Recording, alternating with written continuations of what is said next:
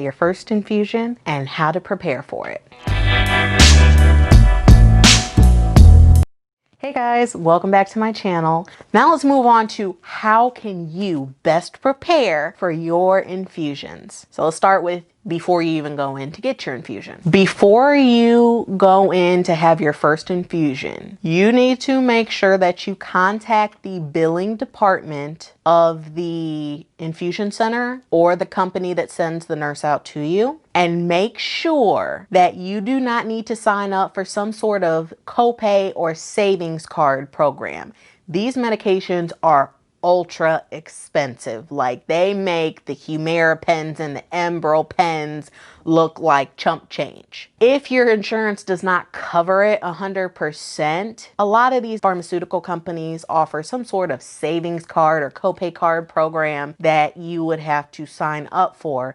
And a lot of times the billing department does that on your behalf. And if they don't, then they can tell you how to do it. So it's nice to be able to shave off thousands, and I do mean thousands of dollars off of that one dose if you do end up having to pay to some degree out of pocket, especially if you're at that point where your deductible has not been met yet and have a high deductible plan. The night before you have your infusion, try to hydrate yourself as best as you safely and possibly can. So when you hydrate yourself, you make it a lot easier for a nurse to find a vein in your arm or in your hand, because it helps plump up those veins, so it's easier for them to find. And while they do have vein finders, you don't want the nurses to have to dig if they don't have to find a good vein. So hydration is very important. If you have some sort of condition that retains fluid, like heart failure or kidney failure, things like that, always consult your healthcare provider as far as how you need to hydrate yourself. I tend to just go for when the pee is light yellow or clear, then I'm good. If it's dark yellow, then I need to hydrate. That's what I personally use.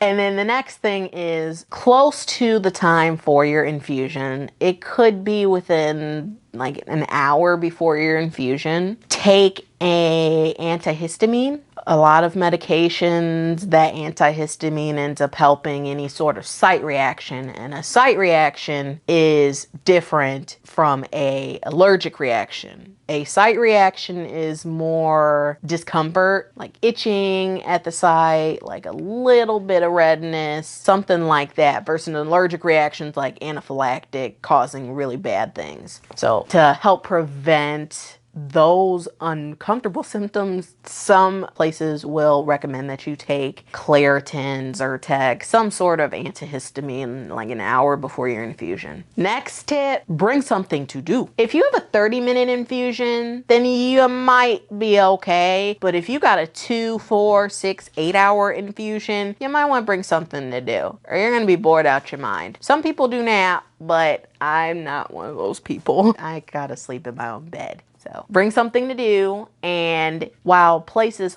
offer snacks, if you know, like, you are real particular about that, you can always bring your own snack or something to drink. And I also would say to bring your schedule. Usually when you come in to have your infusion, they will go and ask you, when do you want to schedule your next one? So they can get you on the books then, because sometimes, depending on how many people are on an infusion at a particular time, those appointment slots can fill up. You don't want to delay getting the medication that you need. So if you're able to, it's helpful to have that schedule, because if you're like me, I don't remember what I have to do. I have to write it down or set an alarm.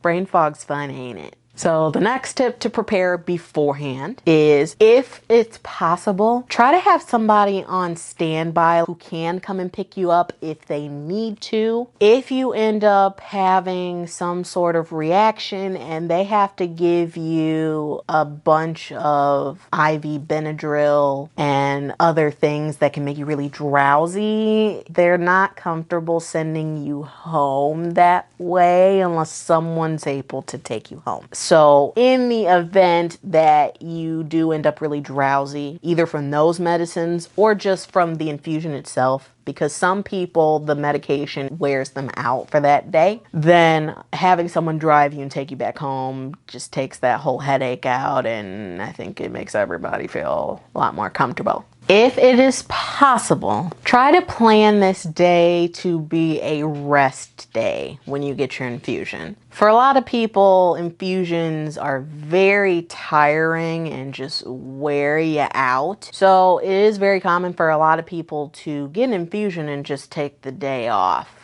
as far as work goes or school goes, especially if it ends up being a longer one. If you aren't sure, you know that you're going to need a couple of days to recover, for example, you might be better off doing an infusion on a Friday instead of a Monday, so then you have the weekend to recover. And there are some people who are able to function just fine and they don't get worn out from the infusion. So just a couple of things as far as after the infusion that I wanted to share that may or may not happen, just so you know what to expect. If you do end up having to be given some sort of steroid, or if you're on like a prednisone taper and your heart rate increases, that is usually a lot of times a side effect of the prednisone. So that, and because you're having fluids infused in you, you can have some extra fluid buildup. If you have any concerns about it, obviously want to talk to your healthcare provider about that. If you have issues with your blood sugar levels and you do end up having to get a steroid, they boost your sugar levels up. So don't be surprised if your blood sugar is higher than you're used to seeing it. You might have some bruising from the IV site. And if you do end up feeling energized instead of drowsy, that's normal too, because again, a lot of times you will get some sort of steroid. So you could be tired and drowsy, or you can be energized and feel the most functional you've ever felt in a long time. Either one is normal. That about wraps up infusions, how to prepare for it. So I hope you guys found this video helpful. That said, I will see you guys in the next video. Bye.